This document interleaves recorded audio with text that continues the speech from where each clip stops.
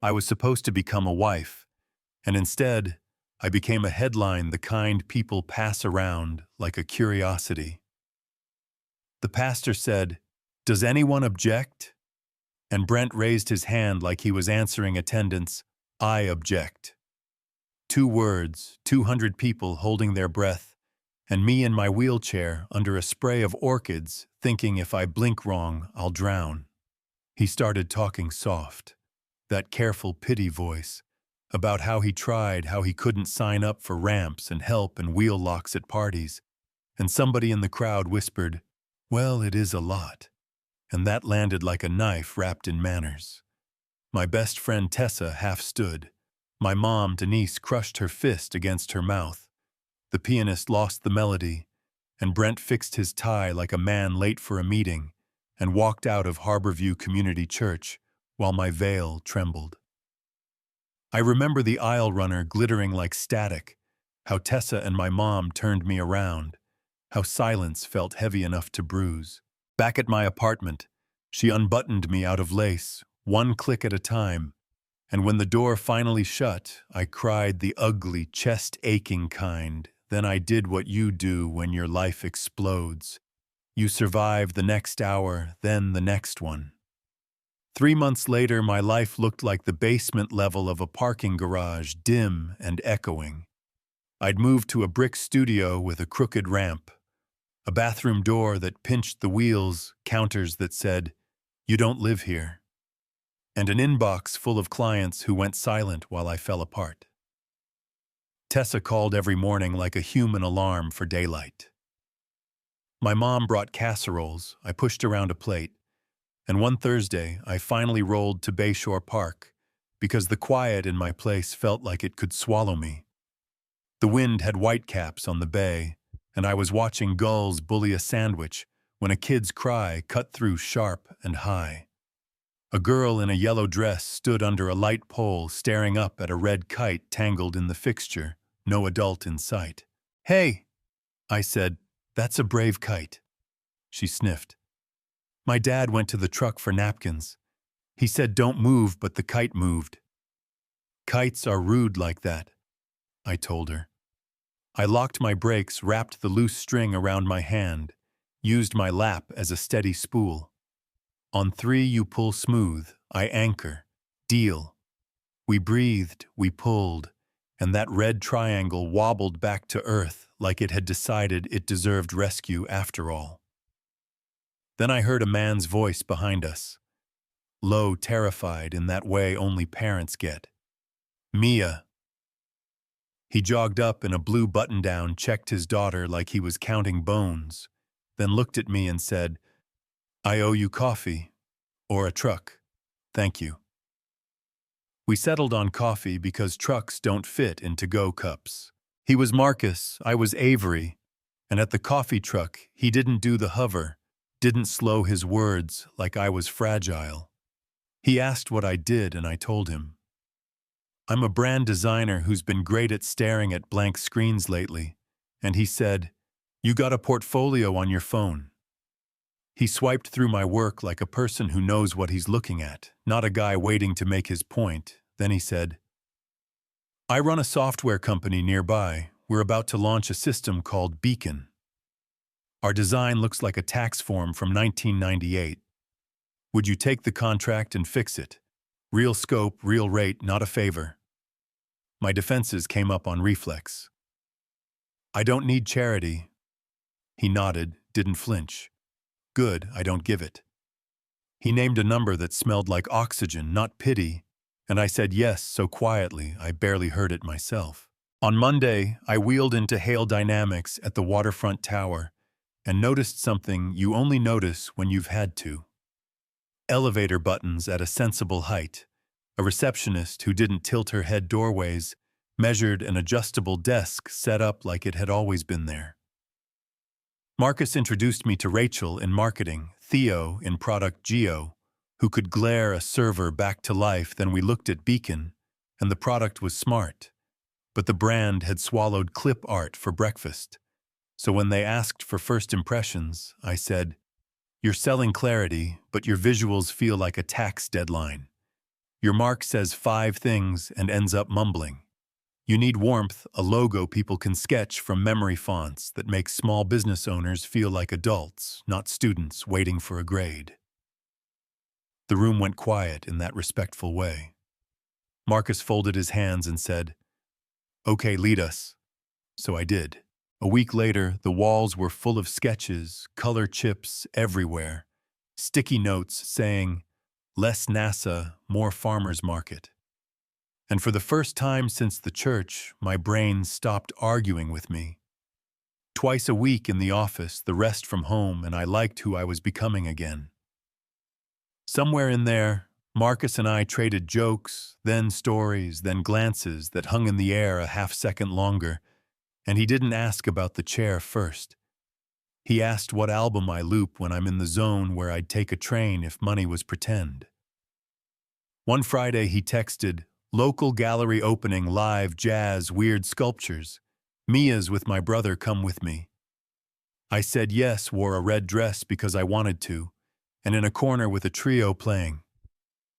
He took a breath and said, "I like you. Not as a story. I tell myself to feel noble, not as a box I check. I like how you think and how you move through rooms. If that's too soon, I'll recalibrate, but if it isn't, let me take you to dinner where the lighting makes the food look famous." I laughed, because that's what my heart did to not spill "dinner sounds good." He met my eyes from a kneel at my door, asked if he could kiss me, and I said yes, like a permission slip to myself.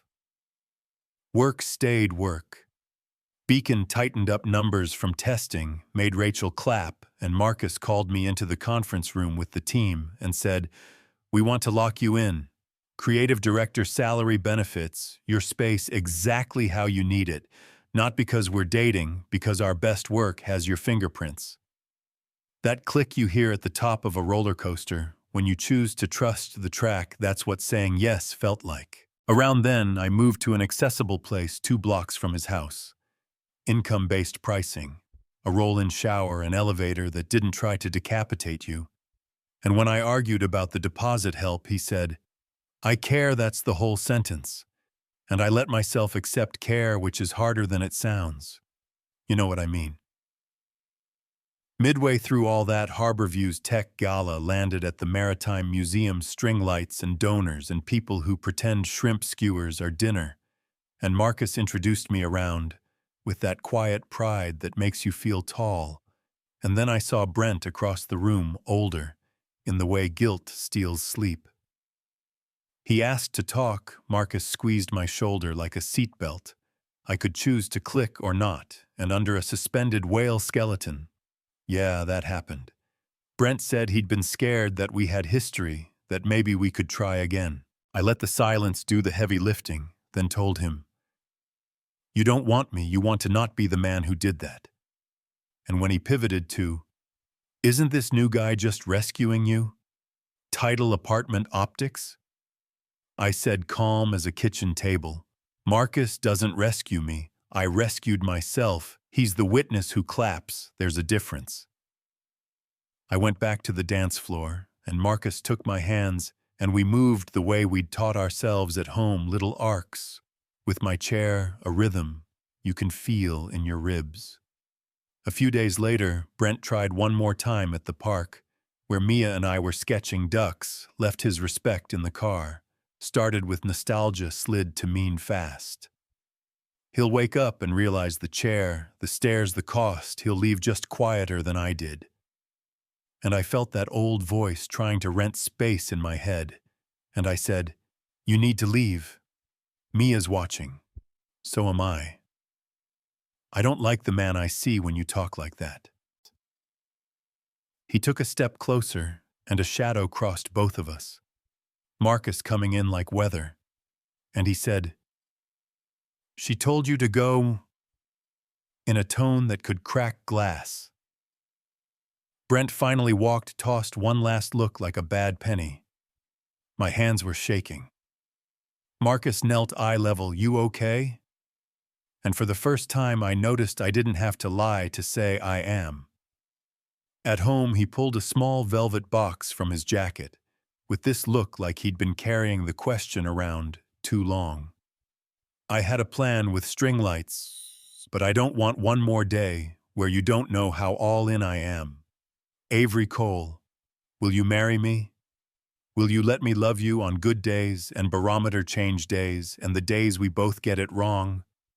I said yes, that came out like a laugh. He slid the ring on. Mia crashed our hug cartoons, babbling the world, refusing to pause for our joy, which somehow made it sweeter. We married in the botanical greenhouse. Staff built access like it belonged. Because it does, Tessa said. I looked like a woman who made it out of a fire carrying water. For the next person, I wheeled myself down the aisle on purpose because I wanted the picture in everyone's head, including mine, to be me moving forward. Marcus cried. I did too. We vowed the simple thing, he said. Your chair is a tool, not your definition. And I said, you're not my rescuer, you're my witness. And people clapped like their hands were saying what words couldn't. If that were the end, great string lights, sunset roll credits. But here's the part that opens the comments. A local business blog ran a snarky piece 2 days later. Billionaire promotes new wife. Access screenshots of my LinkedIn like joy was suspicious comments doing what comments do. Token, PR. Must be nice to be carried. And one person wrote, dignity over pity, and I wanted to bake them cookies. I sat with my phone in my lap and thought about posting receipts, portfolios, case studies, the pre-Marcus clients, the nights I worked with a space heater balanced on a milk crate.